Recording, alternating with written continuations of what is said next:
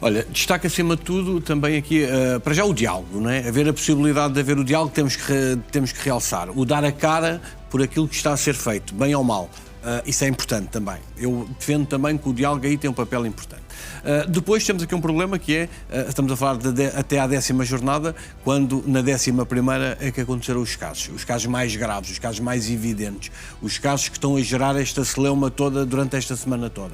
E, portanto, isso aí também é importante. Deviam ser abordados, independentemente se é até à 10ª, no final da 10ª, ou um dia ou dois depois de terminar a 10ª jornada, teria que haver o tal encontro. Vai haver depois à 20ª e à 30ª, portanto, então não faz sentido arrastar... logo a conferência de imprensa na altura, ou não? Não faz sentido arrastar... Depois da 10ª jornada, para depois da 10ª jornada, quando na 11ª é que há os casos. E é a revolta que, neste momento maior, tem a ver com os erros que foram cometidos nesta jornada.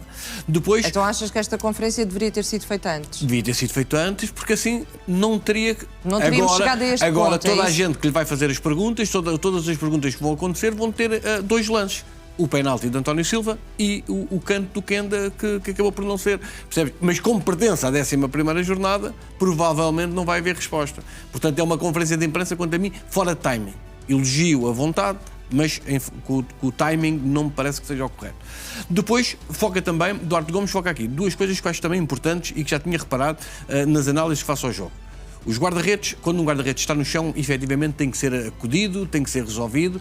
A verdade é que há guarda-redes a atirarem-se para o chão porque o treinador quer fazer uma substituição ou quer passar uma mensagem ao grupo, e então funciona como um termo técnico. Isto é preciso acabar, porque ou está ou não está. E, portanto, é preciso aqui agir já em relação a isto, porque vai haver um dia que vai haver um guarda-redes, isto é a história do Lobo, vai haver um guarda-redes que está mesmo lesionado e pode-se achar que, quando está parado, o jogo tem que parar. A verdade é essa. Agora, usar esse estratagema não estando lesionado, aí até acho que é um risco que os guarda-redes estão a correr e que não deviam, porque também revela um pouco também daquilo do vale tudo para ganhar. Depois há aqui outra coisa, quando ele fala nos árbitros, mas também depois dispara também para o lado dos jogadores, porque os jogadores também são enganadores. A expressão dele não é bem enganadores, mas é... ludibriados. Não a ludibriar e tentam, levam o toque no pé e queixam-se na cara, e porque depois o árbitro está a olhar para o pé e a falta é uma cotovelada, depois quando está a olhar para a cotovelada há ali um pé. É preciso não esquecer. As equipas de arbitragem, neste momento, são 3 no campo, um quarto árbitro e 2 VARs. Já começam a ser demais para certas coisas poderem acontecer. E, portanto, a responsabilização. Já lá vai o tempo em que, bom, o árbitro, coitadito, tem um dia de trabalho e depois ainda vai treinar para se dedicar à arbitragem. Neste momento são altamente profissionalizados.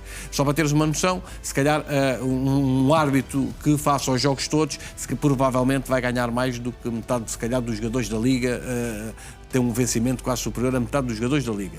Isto só para teres uma noção. Portanto, não estamos a falar num ordenadozito, a pressão é grande, mas todas as pressões bem pagas também são grandes. Isto não justifica, porque depois, repara, depois as zonas cinzentas. Eu entendo as zonas cinzentas. O que eu não entendo... Até disse que não gostava muito dessa expressão, não é? Que sabia que não gostava muito dessa expressão das zonas cinzentas. Mas as zonas cinzentas eu entendo bem. O que eu não entendo é o cartão amarelo avermelhado. Isso aí é que eu já não entendo. Ou vermelho alaranjado. Alaranjado. A expressão até foi essa, alaranjado. Isso já não entendo. Porque isso, que um adepto diga isso, que um comentador diga isso, eu percebo. Que alguém ligado à arbitragem tenha essa expressão já me custa mais um bocadinho. Gosto mais da zona cinzenta. Porque depois são essas zonas cinzentas que fazem com que vários presidentes venham falar da tal interpretação e da cor das camisolas. Porque essa zona cinzenta é a zona que dá aso a que haja interpretação consoante a cor das camisolas. Exatamente. Olhamos agora para Mário Branco. Arrisca uma suspensão de 15 dias a 6 meses, de acordo com o regulamento disciplinar da Liga Portugal. O diretor-geral do Benfica pode também ser multado num valor que varia entre os cerca de 1.500 euros e 6.120 euros. No regulamento disciplinar da Liga Portugal consta também que, em caso de reincidência, os limites mínimo e máximos da multa aumentam para o dobro. Recordo que Mário Branco foi expulso no final do jogo com o Casa Pia por ter ameaçado a equipa de arbitragem, chefiada por Gustavo Correia. De cabeça perdida devido ao penalti assinalado por mão na bola de António Silva, Mário Branco dirigiu-se a Gustavo Correia e adjuntos e começaram logo aí as ameaças. Acabou por ver o vermelho. O tom intimidatório continuou no túnel de acesso aos balneários. Mário, e acreditas aqui que a mão vai ser pesada ou que... Não, vai haver o castigo, vai haver a multa, pesada nunca é. Porque nós aqui, as nossas multas não são significativas. Aqui temos Sim, portanto, se pode ir ao dobro, no máximo dos máximos serão 12 mil euros. Sim, mas isso o que é isso para um clube como o Benfica? É zero. Repara, a atitude de pressão no meio do campo é também uma mensagem para os adeptos, de que foi no dia em que Rui Costa tomou posse.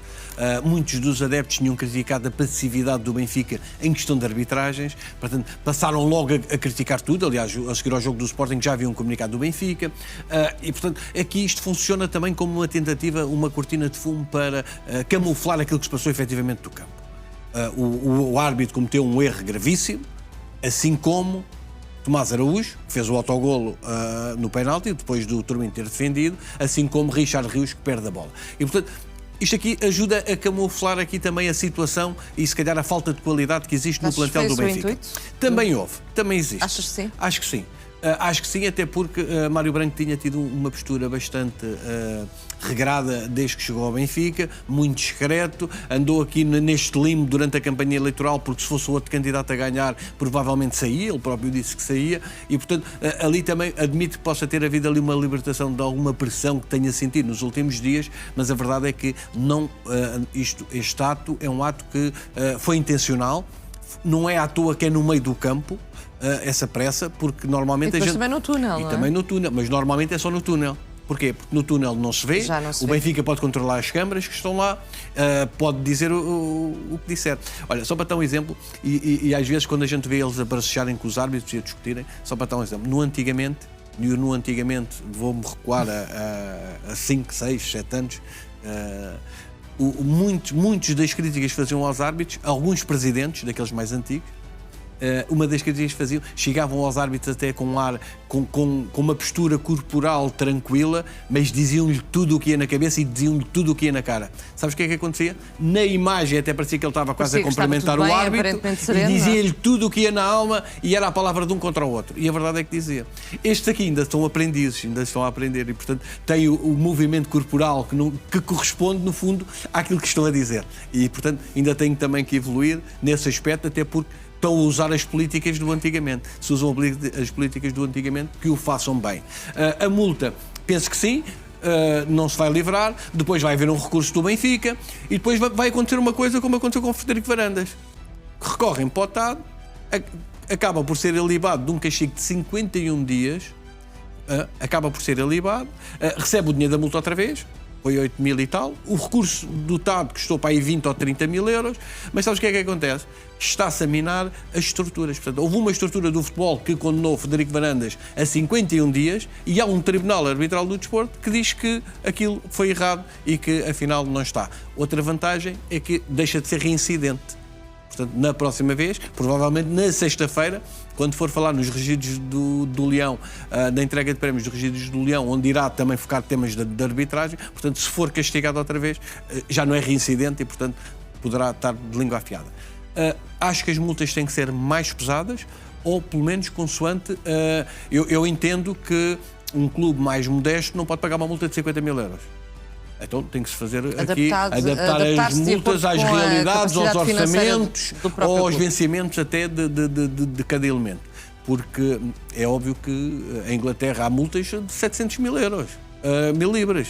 Há multas de 50 mil assim por tudo e meia, por nada. Dá cá aquela palha.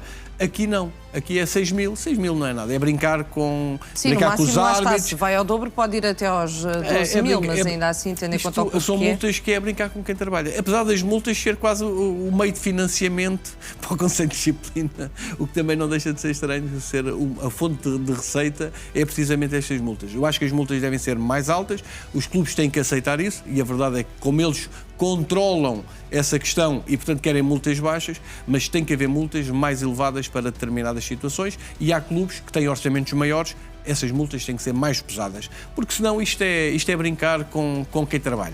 Mário, Luciano Gonçalves aqui dizer que as jarras são para flores, portanto, Ao que parece, não vai haver qualquer penalização. O que é que os árbitros depreendem destas declarações? Olha, que podem interpretar mal os lances, mas não são sancionados? Tu sabes que a jarra também é uma das expressões utilizadas no antigamente. E por isso é que ele diz, este conceito de arbitragem, não vai haver jarra, não vai haver jarras. As jarras, eu só aqui para explicar para quem não sabe, era quando havia sorteio dos árbitros, um árbitro cometesse um erro, era colocado à parte. Ou seja, ia para uma jarra, e estando na jarra, nunca iria arbitrar jogos. Portanto, no fundo é isto. Estando fora, não entrava na rotatividade e, portanto, o nome dele nunca saía para um jogo. E ficava de castigo até sarar ou perceber os erros que tinha cometido. Aqui o que se passa é que temos aqui perante uma situação. Não há jarra, ok. A expressão jarra tem essa carga emocional do passado. A verdade é que vamos ver o que é que vai acontecer, se vai arbitrar algum jogo ou não. A verdade também é que o quadro de arbitragem do futebol nacional não é suficiente quase para os jogos que existem. Ou seja, são tantos. Se começarmos a pôr, face aos erros que estão a acontecer, tantos árbitros na jarra, não há árbitros para arbitrarem. Começam a faltar árbitros. E, portanto, eu entendo esta expressão, esta vontade... Estamos partindo do pressuposto que todos erram. Não, todos erram. E o errar é humano. De forma grave.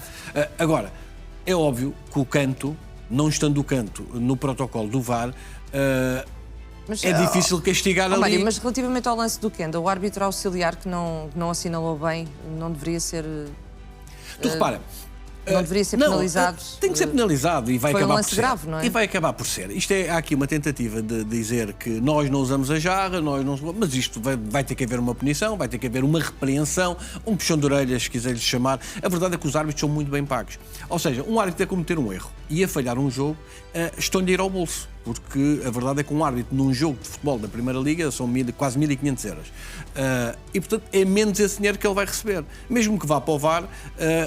é metade, quase. Portanto, não... Percebes? Há aqui... Estão-lhe a ir ao bolso. E, portanto, não há nenhum árbitro que erre por querer. Pode ter o foco no outro lado, os erros momentâneos, como Duarte Gomes falou. Há ali, às vezes, um lapso momentâneo e está a olhar para um lado e a falta acontece no outro. Isso aí eu entendo tudo. O erro humano, isso sempre existiu. Claro. O que custa acreditar... E é mais que justo, não é? Qualquer pessoa pode errar nas mais variadas circunstâncias. Vânia, o que custa acreditar no lance do canto do Sporting, do Kenda, é que toda a gente, mas toda a gente que estava em casa a ver o jogo pela televisão, a maioria que estava no estádio, percebeu que não era canto. Só o árbitro e o fiscal de linha é que não viram. O VAR, que estava sentadinho no conforto da cidade do futebol, agarrou, também viu que não era. Toda a gente viu que não era. E depois é marcado o canto e o canto dá golo. E qual é a importância disso? O golo permite a reviravolta do resultado e o Sporting ganha 3 pontos. E, portanto, aí é que a verdade desportiva acaba por ser ferida num lance em que todas as pessoas que estavam em casa a ver o jogo viram que havia um erro. Sim, mas supostamente o VAR, de acordo com o protocolo, não pode intervir, não é? Portanto, o que é que deveria acontecer? Deveria ser revisto o protocolo? Eu acho que o protocolo devia ser revisto nestes lances, porque não se ia perder muito tempo. E a verdade desportiva, até porque as equipas começam cada vez mais a apostar nas bolas paradas, nos pontapés de canto para fazer golos. Trabalham isto muito. Só para teres um exemplo, já há especialistas na equipa técnica, em algumas equipas técnicas de treinadores, só de bolas paradas. Só trabalham isto, as defensivas e as ofensivas. E, portanto, são eles que assumem o treino. Não é o treinador principal, é esse treinador que assume o treino para treinar estas bolas paradas. Portanto, cada vez vai haver mais golos de bola parada, fruto das evoluções táticas, fruto das dificuldades, às vezes, em marcar golos de bola corrida. Estes lances começam a ganhar um protagonismo diferente. E, portanto, é necessário também aferir se realmente o que dá origem a essa falta, se é ou não. E por isso é que estamos agora a debater isto, porque efetivamente naquele lance não era canto, e é um canto que acaba por favorecer o Sporting em 2 pontos. Influenciar o resultado, exatamente.